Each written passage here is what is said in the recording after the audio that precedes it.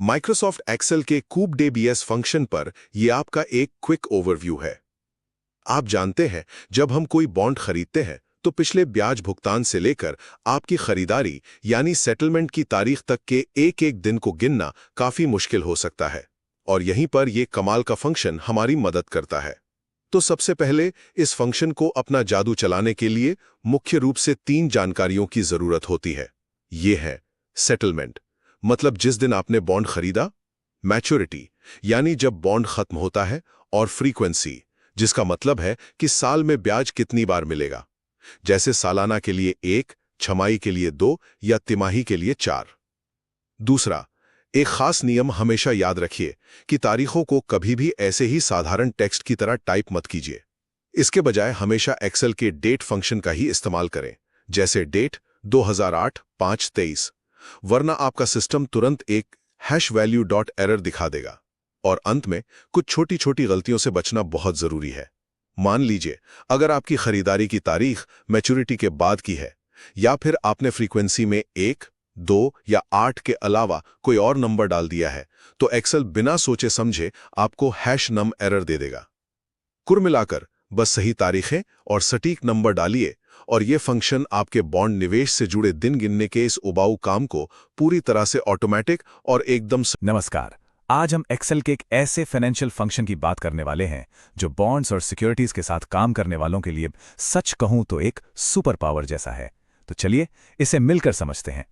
आज हम इन 5 पड़ावों से गुजरेंगे। पहले एक असल वित्तीय सवाल से शुरुआत करेंगे, फिर कूप टे बीएस फंक्शन को जानेंगे, उसके बाद फॉर्मूला के हर हिस्से को समझेंगे, एक प्रैक्टिकल उदाहरण देखेंगे और आखिर में उन गलतियों से बचने का तरीका जानेंगे जो अक्सर हो जाती हैं।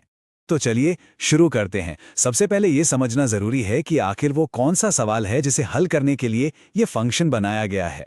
तो सोचिए, किसी के पास एक बॉन्ड है। अब एक बहुत जरूरी सवाल सामने आता है, जिस दिन से कूपन पीरियड शुरू हुआ उस दिन से आज तक कितने दिन बीत चुके हैं। अब देखिए, फाइनेंस की दुनिया में ये एक आम सवाल है, लेकिन इसे हाथ से गिनना काफी मुश्किल हो सकता है। तो फिर इस मुश्किल सवाल का आसान जवाब क्या है?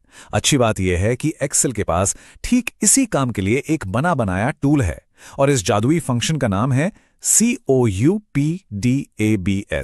अगर इसकी परिभाषा को देखें तो यह बिल्कुल सीधी साधी है।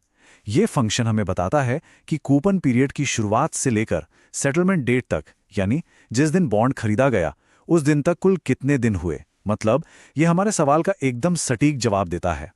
अच्छा, अब इस फंक्शन को इस्तेमाल करने के लिए हमें इसके हिस्सों को समझना होगा, जिन्हें हम आर्ग्यूमेंट्स कहते हैं। इन्हें एक पहेली के टुकड़ों की तरह समझिए, जिन्हें बस सही जगह पर लगाना होता है। तो चलिए एक एक करके हर टुकड़े को देखते हैं। इसका सिंटैक्स काफी सरल है। कूप डे बीएस और ब्रैकेट के अंदर ये 4 आर्ग्यूमेंट्स आते हैं: सेटलमेंट, मैच्योरिटी, फ्रीक्वेंसी और बेसिस। ध्यान देने वाली बात यह है कि पहले 3 तो जरूरी हैं, लेकिन चौथा यानी बेसिस ऑप्शनल है। पहला टुकड़ा है सेटलमेंट।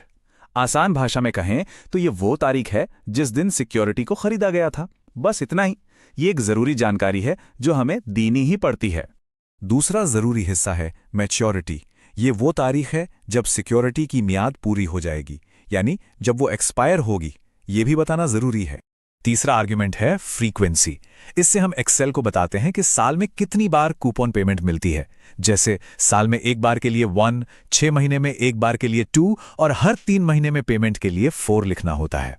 और हमारा आखिरी और ऑप्शनल हिस्सा है बेसिस। ये थोड़ा टेक्निकल लग सकता है, पर है बहुत आसान। ये बस दिनों को गिनने का तरीका तय करता है। असल में फाइनेंस में दिन गिनने के अलग अलग नियम होते हैं, और बेसिस से हम वही नियम चुनते हैं। अब इस पर थोड़ा ध्यान देते हैं।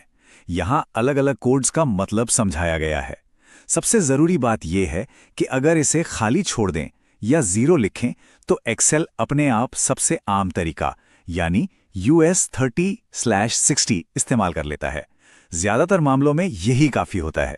बाकी के जो विकल्प हैं, जैसे 1 यानी एक्चुअल बाय एक्चुअल, वो कुछ खास वित्तीय समझौतों के लिए होते हैं।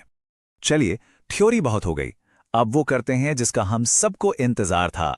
इन सब टुकड़ों को जोड़कर एक असली उदाहरण हल करते हैं।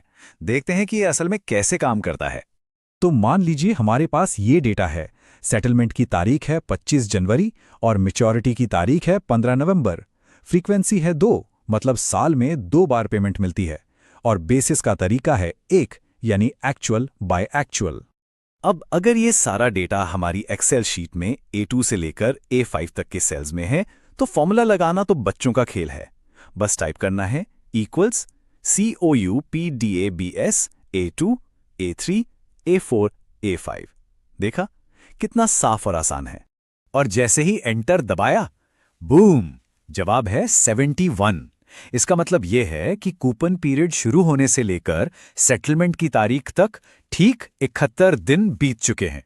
जो काम घंटों का था वो 1 सेकंड में हो गया। बहुत बढ़िया। अब एक प्रो टिप, किसी भी टूल का मास्टर बनने के लिए यह जानना भी जरूरी है कि उसमें क्या क्या गलतियां हो सकती हैं, ताकि हम उनसे बच सकें। तो चलिए फटाफट से इन बातों पर नजर डाल लेते हैं। देखिए, हैश वैल्यू एरर तब आएगा जब तारीखें सही फॉर्मेट में न हो। और हैश नम एरर, इसके 3 मुख्य कारण हो सकते हैं। या तो फ्रीक्वेंसी 1, 2 या 4 नहीं है, या फिर बेसिस 0 से 4 के बाहर है, या फिर खरीदने की तारीख मैच्योरिटी के बाद की है। बस इन छोटी छोटी बातों का ध्यान रखेंगे तो कोई एरर नहीं आएगा। तो अब कूपन के दिन गिनना कोई मुश्किल काम नहीं रहा। ये फंक्शन छोटा जरूर है, पर इसका असर बहुत बड़ा है। अब सवाल यह है कि जब ये एक फॉर्मूला इतना कुछ कर सकता है, तो जरा सोचिए एक्सेल की पूरी दुनिया में और कौन कौन से खजाने छुपे हैं। अगली बार हम ऐसा ही एक और शक्तिशाली टूल खोजेंगे।